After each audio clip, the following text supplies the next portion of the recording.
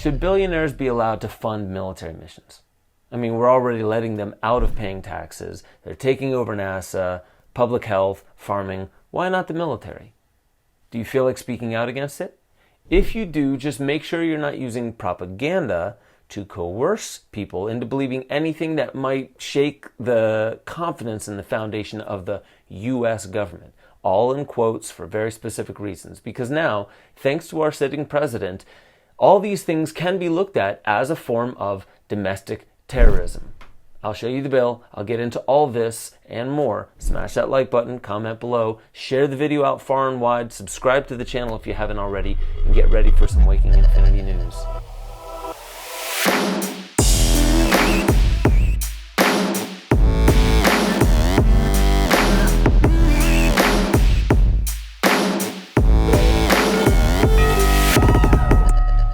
Welcome back to Waking Infinity News. I'm your host, Ben Joseph Stewart. Today we're talking about the billionaire Willis Johnson from Tennessee. Willis Johnson has funded the South Dakota National Guard to deploy down to Texas to patrol the border. Okay. And the independent news anchor Crystal Ball is pretty outraged by this. She did a pretty good piece on it that was basically saying, look, Jeff Bezos and Elon Musk taking over for NASA. You have people like Bill Gates taking over for farming and public health. Now are we going to have billionaires taking over for the military as almost like a mercenary? Who's calling the shots in this? It's a very interesting story, but really, while most people are getting outraged about this, saying, look, we only see perpetrators of heinous crimes and things that should not be allowed, I'm wondering, where are all the amazingly conscious billionaires? There has to be some. I've met at least one of them, and I know there are at least a couple more. Where are they? Funding things that, I don't know, could pop the environment back into a good spot without us needing a Green New Deal and the whole Great Reset under the guise of we're doing it for nature and we're doing it for you. So, let's dive deep into this story. When we hear stories about billionaires funding military missions, most people are left wondering, where the hell is the accountability? Is any of this legal? How do we voice our opposition if now, thanks to a bill that Joe Biden pushed for on his first day in office, to call anyone who uses propaganda against the U.S. government a domestic terrorist? This is how free speech is destroyed. You make the category of allowable speech smaller and smaller and smaller, all centralizing around only what's good for the few at the top. My emails. And the message was clear. We can do whatever we want. We can read your personal texts. We can read your personal emails. We can send veiled threats your way to brush you back if we don't like your politics. We can do anything. We're our own country. And there's literally nothing you can do about it. We're in charge. You're not. Orwellian does not begin to describe the experience. It was like living in China. But we should get used to it. Now that the Biden administration has classified tens of millions of patriotic Americans, the kind who served in the military and fly flags in front of their homes, as potential domestic terrorists, white supremacist saboteurs, we're going to see a whole lot more of this kind of thing. You see, when the debts were paid and the United States came out of international bankruptcy in 1999, the holder in trust of the bankruptcy was the United States Postal Service. The United States Postal Service was holding the land in title under to have and to hold under allodial title. However, when they came out of bankruptcy, the post office itself lost its authorization to hold land. Therefore, the land itself went into a foreign soil condition of the state. The National Security Agency, which gets its authorization from the U.S. Post Office, which then lost its authorization to exist as a corporation because the United States Post Office came in violation of Title 39, Section 101, subsection A and subsection B. For whatever reason, a rogue state came to fruition through the fake presidential election of 2000, where the Bush-Gore summary of conclusion of a fake presidential election went to the U.S. Supreme Court. In order to go into the U.S. Supreme Court, you must file a writ of certiorari. Writ is a pronoun, of is an adverb, making certiorari a verb. There's no such thing as certiorari as a verb. And the U.S. Supreme Court at the time in 2000 could only give you an opinion. It could not give you a fact of who a leader was, because the guidelines to elect a president ended because the president was the trustee of the bankruptcy. So what they're not telling Tucker Carlson is his authorization to state a claim as a journalist went defunct because the foundation for his employment, his education, was based upon a birth certificate system that lost its ability to exist as an administrative corporation. So Tucker Carlson, to answer your question correct on why you're being spied on, is you are the foreigner. You have no ability to state a claim because of your birth certificate status, and you are on the foreign soil. So that was Fox News anchor Tucker Carlson, whom I really don't care for, not because of anything partisan, but mainly because of his haircut and the way he talks. Besides any of that, he's saying something that's actually quite valid. He believes he's being spied on, so he made a few calls to find out if that's true. Not only could they not say whether they were spying on him, they couldn't even say, or let's say they didn't say, why they can't even tell him if they're spying on him. And then you saw afterwards that was Russell J. Gould giving his explanation, because apparently Tucker is not on the U.S. soil. He's on foreign soil. This is a technicality. We used to call this the United States, but Russell J. Gould is saying that the United States as we know it effectively ended in 1999. This would coincide with Catherine Austin Fitts, who was the Bush senior administration who worked on HUD, which is basically low-income housing. And we showed her on the Ben Stewart podcast as she illuminated that more than $21 trillion went missing from the federal budget. That never hits the news. Catherine is also saying things like, by the end of the 90s, she found out that all the money is basically going to be moved out of the United States, and a huge series of events is going to bankrupt the United States, pushing us into a very dire situation where we are no longer the superpower. And this even goes a little deeper. Russell J. Gould is saying that by that time, he was finding grammar fraud in Title 18, Section 1001, that pretty much has to do with all elections starting with Gore versus Bush, and everyone on from there have been fraudulent. And if you believe any of this, it might make a bit more sense why the fencing around the White House for Biden's inauguration still stands today. Right now, it's being talked about as right-wing camps that are being called domestic terrorists. But just give it a few years, and I bet you the right, the left, and those in the center will all be squarely in that same category if you speak out against any of the powers that be. So, I know I don't make a lot of friends over at YouTube, which kind of sucks because I actually do like the platform. I don't like the censorship. I don't like the shadow banning. I don't like some of the politics of it, if you will. But the bottom line is, it's a great platform. It's got a lot of eyeballs. That's why I still use it, even though people are telling me I shouldn't serve it or feed that wolf, if you will. But I still do. And I actually still do believe that there are people in YouTube that may understand what I'm saying. They just probably don't put themselves in the same category as me right now. I'm sure there's a lot of them that absolutely toe the party line and they don't believe a thing that I say. And guess what? I respect all of that. But the bottom line is I've actually gotten really burnt out by talking about conspiracy theories. I was just on the Timcast again, and he was kind of pushing back on a lot of what I was saying, not with evidence of the contrary, but just by saying, I don't know if I believe it. I don't know if there's enough evidence to swing me. That doesn't mean that what I'm saying is wrong. That's really just saying you haven't swung me yet. But guess what? You can lay out a perfect case for somebody who doesn't feel in the moment like they want to be swung, or they're not ready to hear what you're about to say. And all they have to say is, yeah, that's not enough for me, I don't buy it. And people listening that also don't want to buy it, they're in a better position now to be like, yeah, I side with Tim because I don't buy it either. That wasn't enough. Now, that doesn't prove that anything that I'm saying or said on that podcast is right. All that really shows is that the discussion is still out there. But I get burnt out by this because mainly this is not the kind of stuff that I want to talk about. I really don't care to talk about conspiracies. What I do care to do is bring accountability to the truth of what's out there.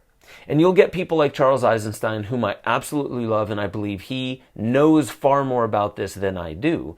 And he says there is no one objective truth or reality. I actually agree with him. But there are some differences I have with Charles. Now, Charles is probably the closest among three authors that I'll mention to you that are actually getting to points about conspiracy. First one is Jamie Wheal.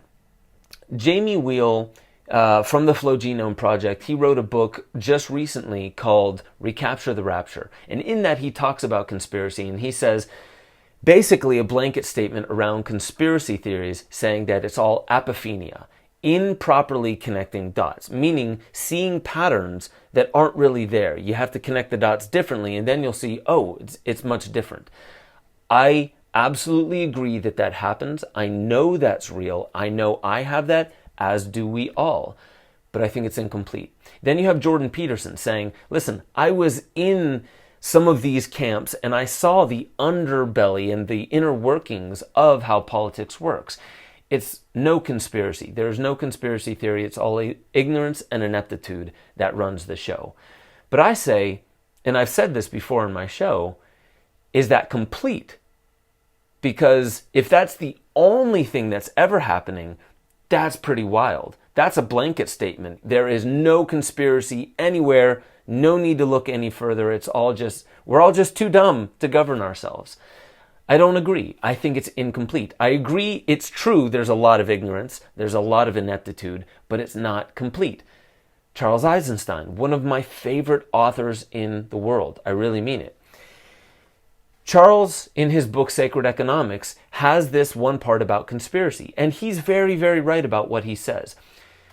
He said, I've read a lot of David Icke talking about the Illuminati, this one singular group at the top that controls all governments everywhere, and everything that we're fed through the news is a lie to distract us from the fact that there is an Illuminati-type group at the top pulling the strings of all the puppets, and the puppets being the Rothschilds, the Rockefellers, the bankers, the life insurance companies, every president, every emperor, all that kind of stuff.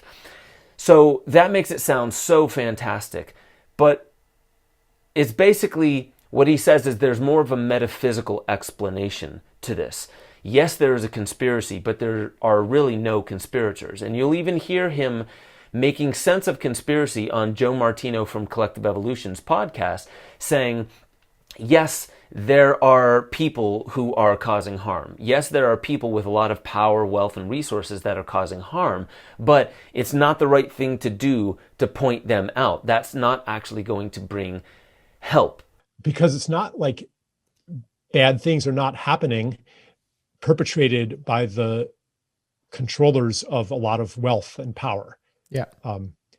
I think it's generally a mistake to locate the perpetrator in the person of individuals atop these organizations. I think that the perpetrator is much more of a collective, emergent phenomenon. Yeah. But yeah, I think it's really time for some humility and maturity in the conspiracy sector. Yeah. I almost completely agree. I do believe there's another way we need to approach it rather than finger pointing with aggressiveness and violence and hopes of exacting some kind of justice, right? I don't believe that's what we need to do. But here's the thing, Charles, I don't know if I would say that is complete, because then if you read Alison McDowell, you have to say what she's saying is there aren't these actual people in which she has mapped specific institutions with very specific funding channels into very specific agendas. Do we not point any fingers at all? Are these not conspirators?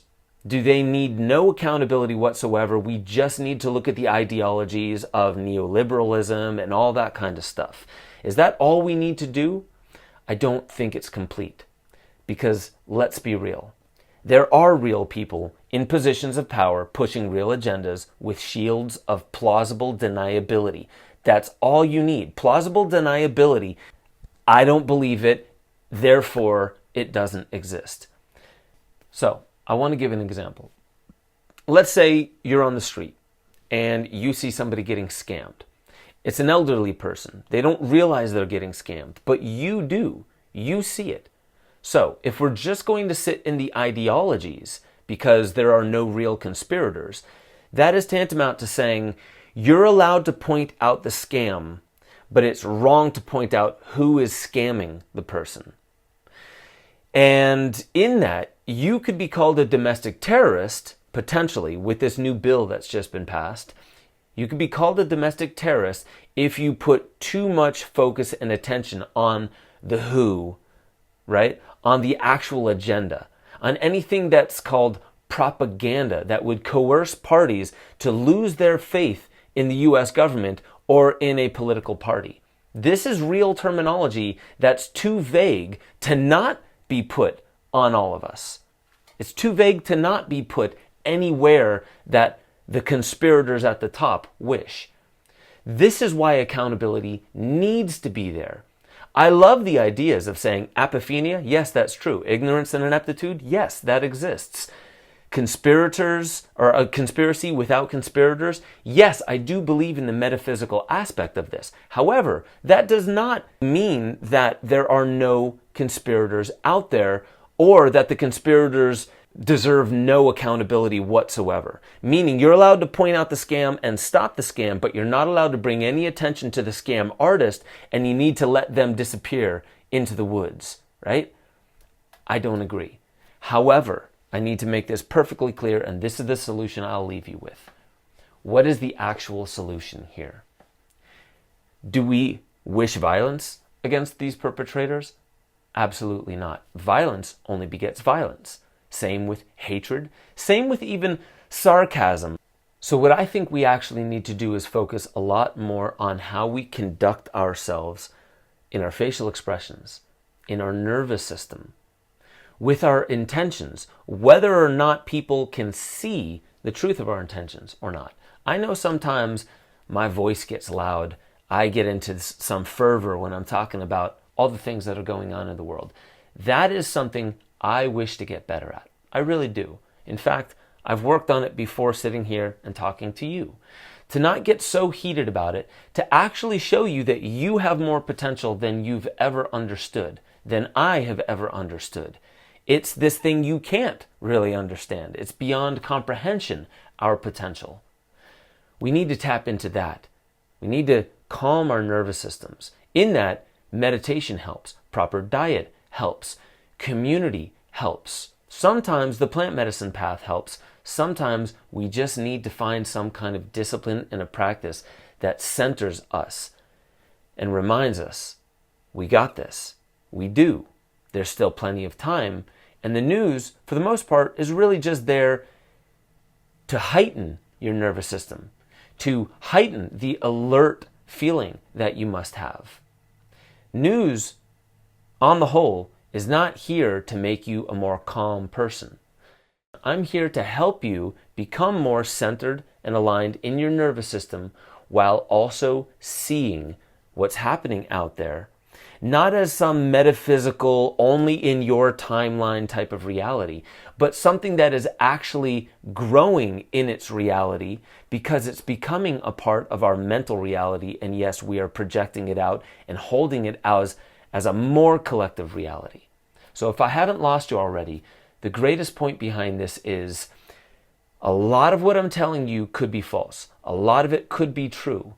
But the most important thing that you can do is find a way that you yourself can find your own potential, can step into your own power, and do not let anyone, nor this bill that has just come out, scare you away from using your own voice. That is the most powerful instrument because it connects to your heart. So use it as such. Go over to benjosephstewart.com. I'm going to go a lot deeper on the details that I showed you here, stuff that I can't show you here. Get involved with the Discord chat, and I'll catch you guys next time on Waking Infinity News.